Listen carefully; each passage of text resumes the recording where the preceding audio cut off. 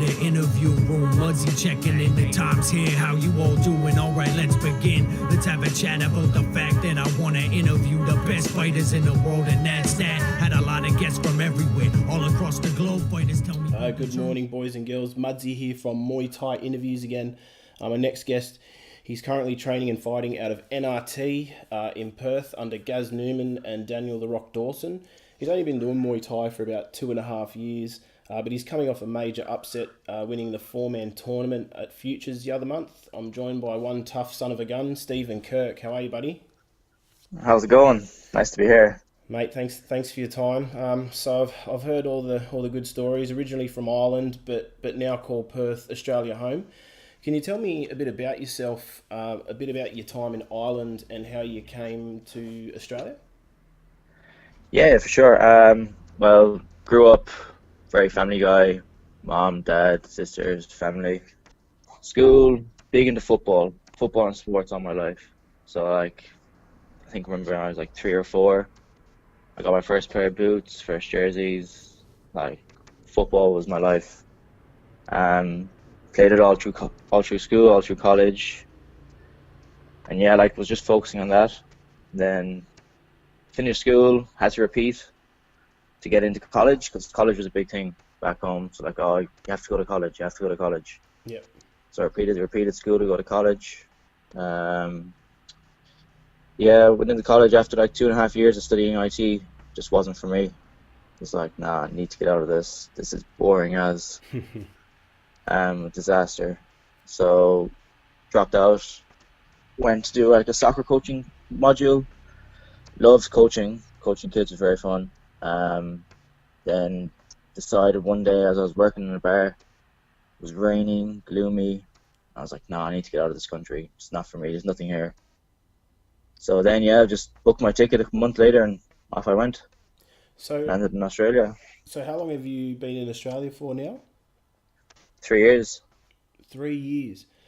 3 years. 3 years. That's crazy. And yeah, like I mentioned, you've only been training Muay Thai for about 2.5 years, which is incredible given how far you've come already in such a short amount of time.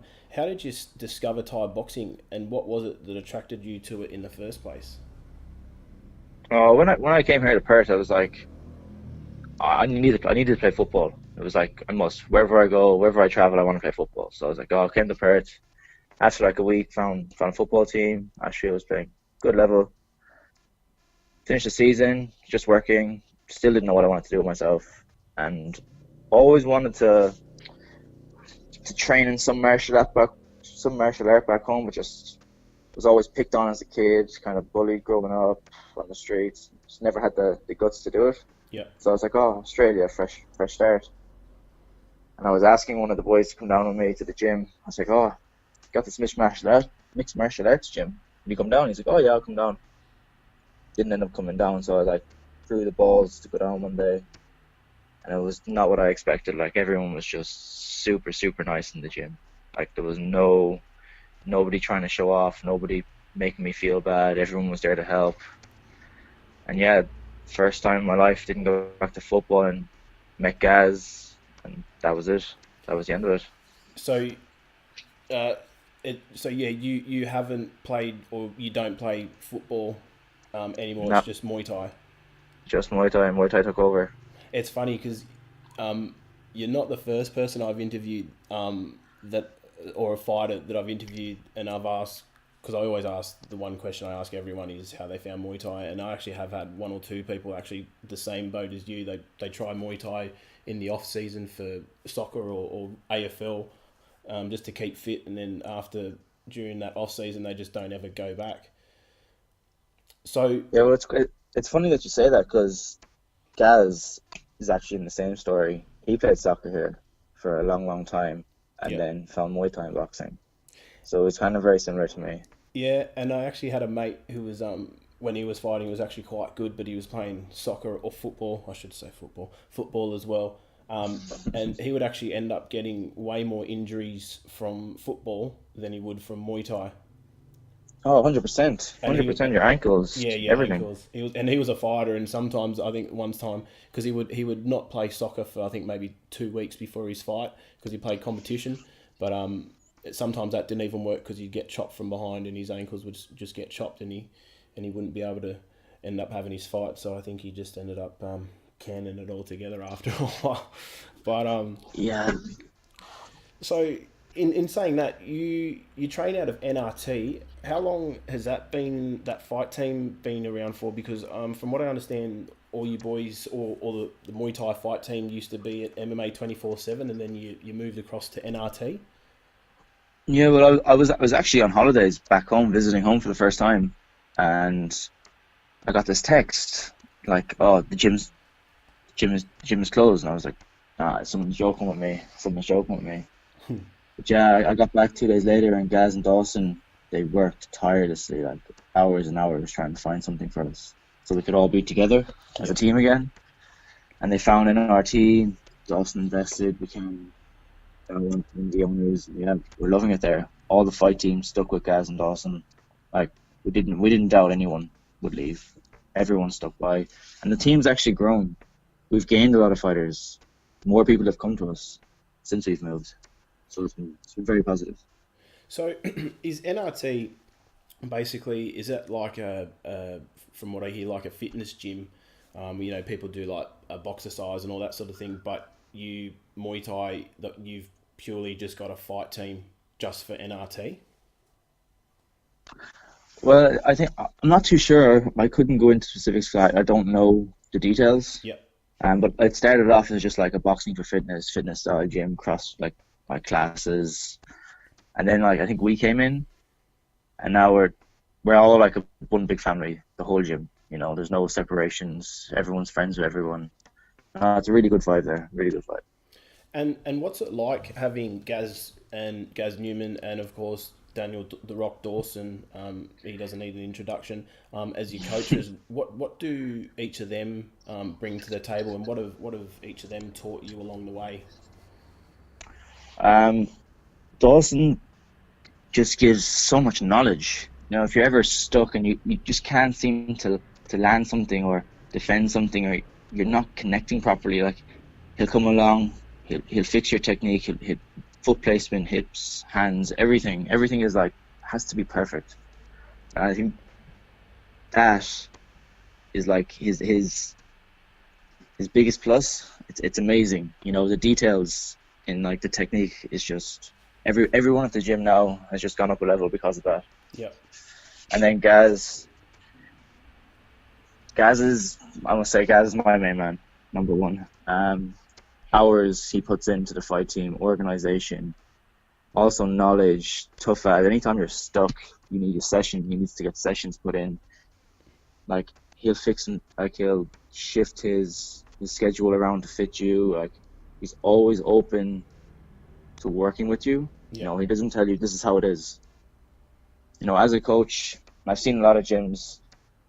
Well, I've heard from a lot of gyms that like the coaches kind of portray on the fighter as much. Yep. But I feel with Gaz, every fighter in NRT is unique, different. You'll never find two fighters the same. Yep. You know, he's happy. He works with what you're good at and what you want to work on. And if you have ideas, he loves to hear ideas. Loves working on like new things, new tricks, new counters, and like just the hard gritty sessions. That's where Gaz really shines. So currently, how many active fighters would you say at the gym at the moment? Active fighters, I'd say approximately 20. Mm, that's quite good, And there's isn't it? a lot of organization. I think like every second week he's at a fight show. Like the coaches are at a fight show. Weigh-ins, man. It's a lot of time being put in. And just like as proof as to how far Muay Thai has come, not only in Australia but in Perth as well. When you first were training at MMA 24/7, how big was your fight team then? So you've gone from how many people to 20? Oh, when I first started, there was I don't know, 8 or 9, like regularly fighting fighters, Yeah. and then some died off, some got injured, and then they kind of built it up at MMA for 24/7. Yeah. And we got to approximately 20 as well. But we're hoping this year, like some more boys are coming through. So I'd say by the end of the year, you'd be looking at 25 easily. Yeah, nice, nice. And judging from your previous opponents, your trainers obviously have faith and are confident in your ability, and they don't give you any easy fights along the way. What do you think the key to your success is? I love to learn. Um, I'm happy to learn off of anyone. Like, doesn't matter if you're intermediate, beginner, advanced. If you have some bit of knowledge, I would love to learn about it. I'll take it on board, use it if I can. Um, and I spent hours when I first did it. When I first joined MMA 24/7, I was there at 6 a.m. I was there at 9:30 a.m. Did jiu-jitsu at 10:30. Come back in the evening, 6 to 8. I was just there any hour I could be there. I was there. I think Gaz kind of saw this Yeah. very early on. Maybe after like 3 months. I remember it was early December, and he's like, "Oh, would you ever be interested in fighting?" Because he's seen how much commitment I was giving. I was there every session, Yeah. every session. I was like, "Oh yeah, sure, why not? We'll give it a try." And February came around, first fight in Ignition, and I think Gaz saw me as committed. Yep. You know, I had the commitment, and I think he really shined to that. But I'm always researching videos, like tips and tricks. Like, I like to have fun. I'm not going into a fight just to fight. Yeah. I want to have fun when I fight. You know, I like to have fun. I know people look at it and like, you know, like fighting's a tough sport and you need to be tough as hell. But I like to have fun when I fight. You know, there's no point in doing something if you're not going to have fun doing it. No, definitely. And I wanted to say that two things people cannot question is your heart and your toughness. So where does that come from? Because from watching some of your fights, I've noticed you like to start slow, but then the longer the fight goes on, the better you seem to get. You also, yeah, and you definitely look like you're having fun in there, especially those later rounds. You seem to enjoy giving. You don't mind copping a little bit of punishment to dish out your own.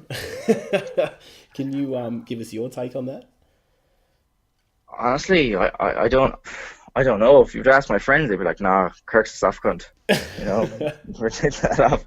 But Have they seen you fight no, then? If they're going to call you a soft cunt? yeah, they have. But growing up as a kid, I was always picked on the streets in school. I was bullied here, like, you know. So I don't know, did that play a part in it? Yeah. Possibly. But like now that I have the skills to defeat someone like that, maybe. But I think like even my corner, Gaz was very good at drilling into me very early on. Like, you need to be tough. Like, when you're hurt, you need to get back up. Yeah. So I think that's also a major thing as to why I shone in that fight. Yeah. Came out on top at the end. The fights that I've seen you fight in have only been 3 rounds. I'd love to see you in a 5 round, given that you do get better as the fight goes on. Have you got any 5 rounder fights lined up at the moment, or is it just the 3 rounders? I actually am fighting over in Sydney, 27th of April on Fire in the Shire. Oh, Canelo, yep. Yeah, against Geordie. I can't pronounce his surname. I'm not going to attempt it. Yeah. English isn't my strongest subject. But I love the Thai style. I love how they're so calm at the start and it's just tit for tat. Like, trying to figure out if your opponent, trying to see where they're vulnerable, Yeah. like where they're making mistakes, and then to counter on that on the later rounds. So that Fire in the Shire, is that a 5 rounder they've got you in, or another 3? Yeah, rounder? it's a 5-by-3, 5-by-3 on the main card. Are you so looking? pretty excited. Are you looking forward to that? Because I'd love to see you in a 5 rounder. I love 5-round fights. I've had a couple, Yeah. but they've been 5-2. This is my first 5-3, and I'm super excited. I think, like, I find that my fitness is usually pretty good in the end. I think that's due to football Yep. growing up. So like I always seem to blossom at the end. Do you find that the 3 rounders, I don't want to say like not your downfall, but just as you're getting started, it's like ding ding ding, round three's finished. Whereas you look like you'd love to go another couple of rounds. At the end of the 3x3s, like I still have a bit of life left in me. I'm not gassed completely, you know. I'm just getting started, as you said yourself. Yeah. So 100%, I'm going to try and fight as many 5-round fights as I can. But at the end of the day, if it's 3x3, it's what I got to do. That's what you do. You know? You don't care at the end of the day. Just No, rack no. up At the end of the fights. day, just get in and get the business done if I can. Yeah, nice. And let's talk about the good stuff. You're fresh off winning the 4-man last month against a tough. Your first opponent was a tough and awkward southpaw from the pit, and then you beat the tournament favourite Alex Amoroso from Seldy's gym in the final. Can you give us a rundown of the whole experience? So from your training and dieting to how you handle nerves on the night, and to keeping warm and loose in between fights and backstage. Yeah, for sure. When guys offered it to me at the end of the year, because I've been on the Chatel a while, because I just think it's so cool. 4-man tournaments. I'm like, I need to get one of these.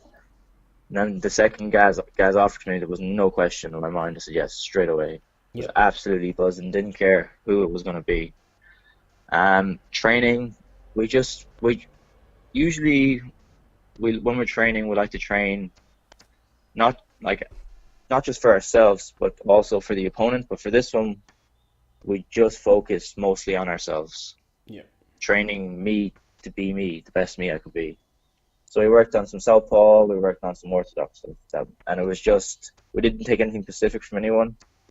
The Shantaram, if we got him, we're just going to work landing the right kick. You know, I've watched so many Muay Thai fights, southpaw versus orthodox, right hand, right kick. Yeah. And like it worked beautifully on the night. I was really happy with how I went. What else is there now? And then yeah, training was good. Diet, with the diet, it's been like a lot of trial and error, I like to say. Yeah. And then I was actually listening to Joe Rogan's podcast with George Lockhart. Yeah, you heard of him? Yeah. Yeah. Yeah, and that got me, because I'm qualified PT, qualified Cert 3 and 4, studying my diploma in nutrition and fitness at the moment. And for that fight camp, I actually got on, did a lot of research before that about weight cutting and rehydrating and diet. For that fight camp, I actually used Fitness PT. So it's George Lockhart's website where he gives you diet, nutrition, and a weight cut Yeah. and rehydration, and felt amazing. So Like with high. with you said with this training camp you did trial and error with your your diets and weight cuts and all of that. What did you do different this time as opposed to what you used to do that didn't work for you? What did you change?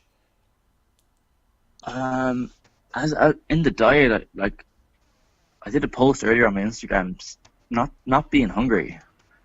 See, I find that George Lockhart says that you should never be hungry, and staying ahead of the hunger was a big thing for me. So I got my meal prep bag, massive bag. People think it's ridiculous. Has all my shakes, has all my meals for the day, has cooling compartments, has all my vitamins, all my minerals, and yeah, just staying ahead of the hunger.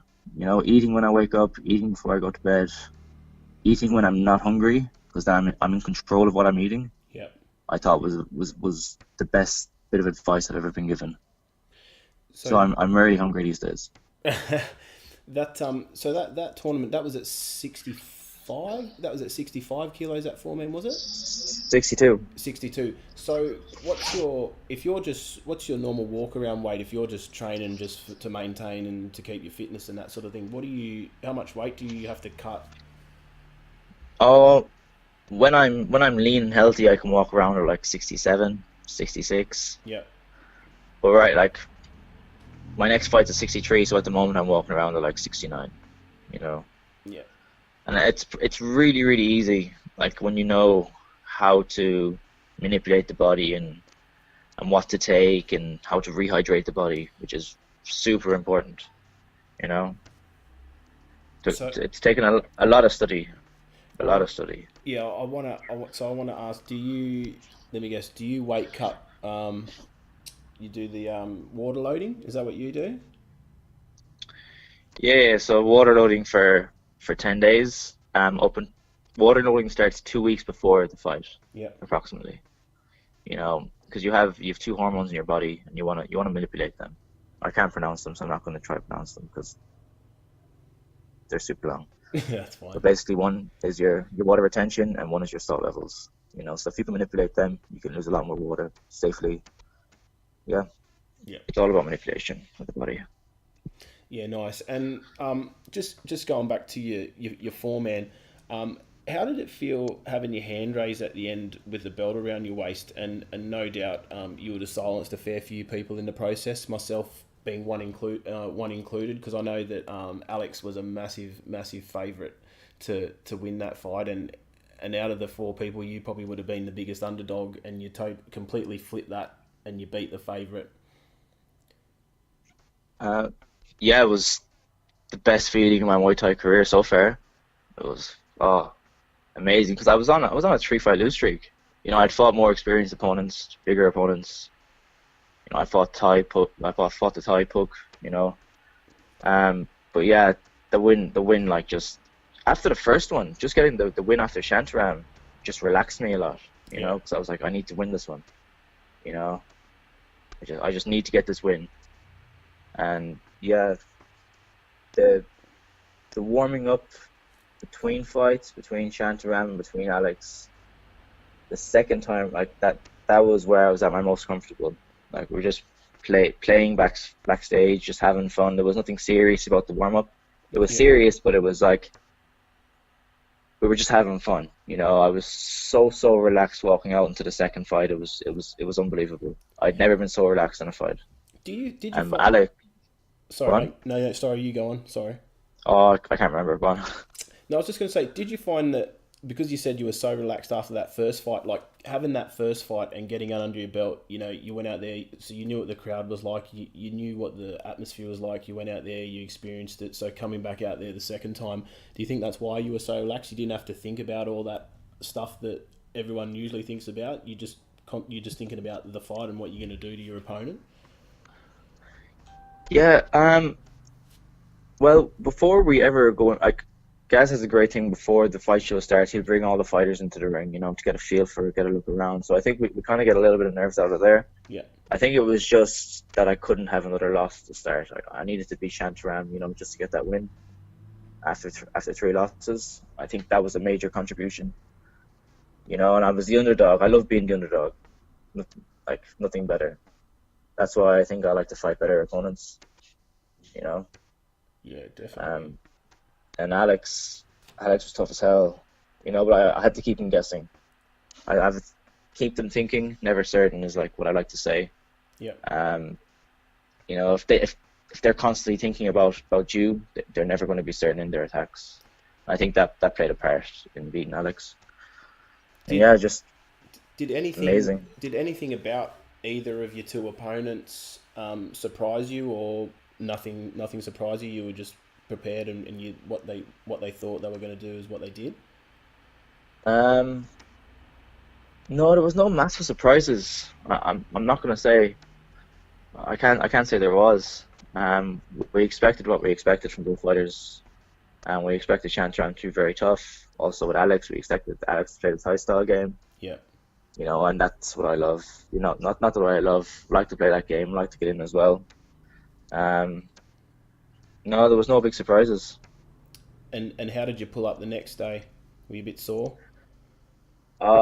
Yeah, I took a bit of damage to the back of the leg, and then like had to go back to work after 2 days. Got to make the money. Yeah, Um, but yeah, pulled up pretty okay. Like shins are perfect, like body's perfect. Back at the fight camp, fully recovered. You know, hitting the pads hard every day.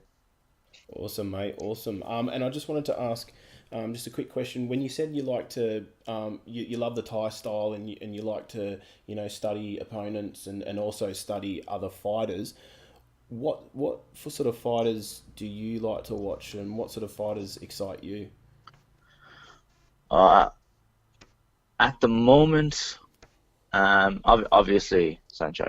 You can't not question, like, who doesn't love watching Sancho. But I'm a big fan of Lordzilla at the moment. Yep. The Um, slippery eel.